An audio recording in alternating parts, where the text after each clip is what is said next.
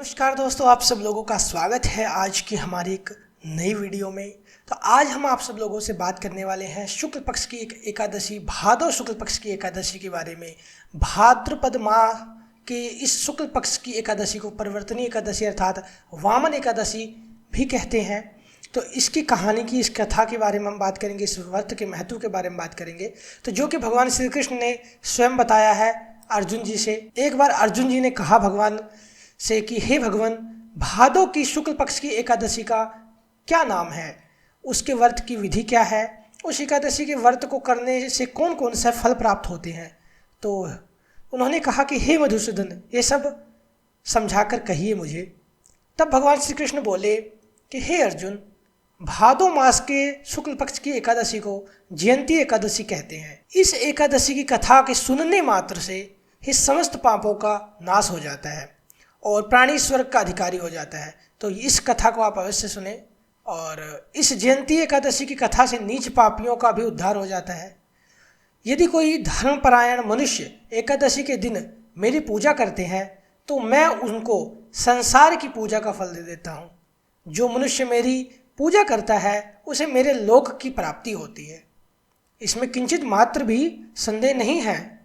जो मनुष्य इस एकादशी के दिन श्री वामन भगवान की पूजा करता है वह तीनों देवता अर्थात ब्रह्मा, विष्णु, महेश की पूजा करता है। हे अर्जुन, जो मनुष्य इस एकादशी का व्रत करते हैं उन्हें इस संसार में कुछ भी करना शेष नहीं रहता। इस एकादशी के दिन श्री विष्णु भगवान करवट बदलते हैं, इसलिए इसे परिवर्तनीय एकादशी भी कहते हैं। इस पर आश्चर्यचकित होकर अर्जुन बोले, हे कृष्ण जी, आपके वचनों को सुनकर मैं भ्रम में पड़ गया हूँ कि आप किस प्रकार सोते तथा करवट बदलते हैं। आपके बलि को क्यों बांधा और वामन रूप धारण करके क्या लीलाएं की। चतुर्मास व्रत की विधि क्या है तथा आपके शयन करने पर मनुष्य का क्या कर्तव्य है, सो सब विस्तार पूर्वक कहिए। तो इस पे श्री कृष्ण भगवान बोले, हे अर्जुन, अब तुम पापों को नष्ट करने वाली इस कथा का श्रवण करो। त्रेता युग में बलि नाम का एक दानव था। वह अत्यंत भक्त, दानी, सत्यवादी तथा ब्राह्मणों की सेवा करने वाला था। वह सदैव यज्ञ, तप आदि करता रहता था।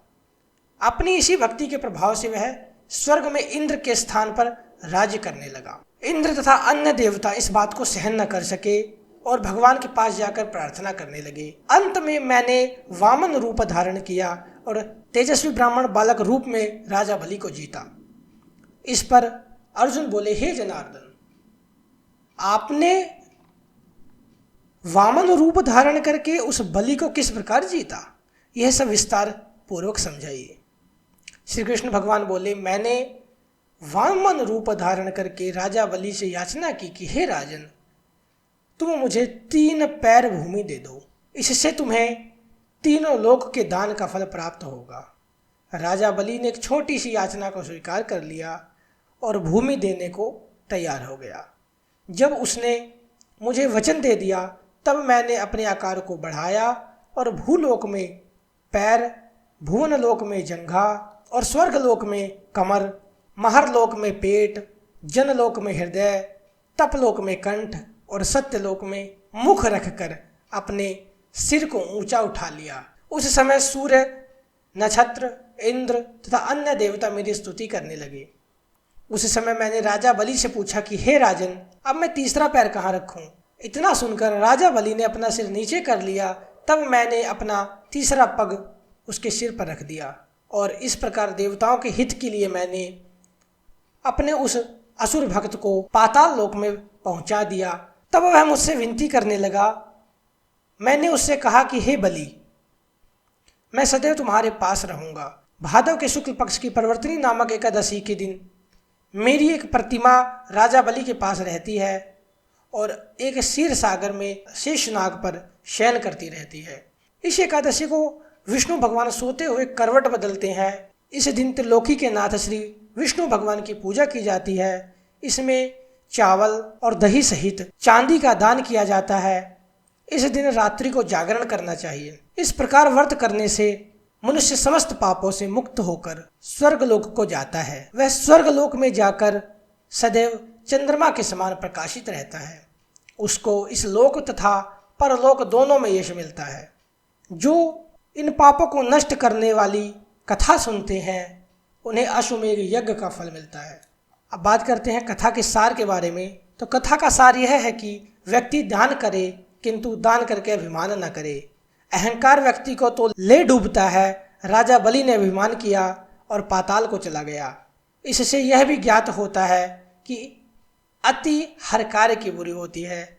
और आज के लिए ये व्रत कथा आपको कैसी लगी? हमारा वीडियो बनाने का उद्देश्य होता है आप लोगों को वैदिक ज्ञान तक पहुंचाना, व्रत उपवास के बारे में और अन्य विषयों के बारे में आपको जानकारी देना। इसी प्रकार की कथाएं, इसी प्रकार की जानकारियां वैदिक ज्ञान के बारे में यदि आप जानना चाहते हैं तो वीडियो को लाइक करें, चैनल को सब्सक्राइब करना ना भूलें। ऐसे ही वीडियोस आपके पास जल्दी से जल्दी पहुंचाने का प्रयत्न हमारा रहता है। तो वीडियो को लाइक करें, चैनल को सब्सक्राइब करें। मिलते एक नई वीडियो के साथ। धन्यवाद।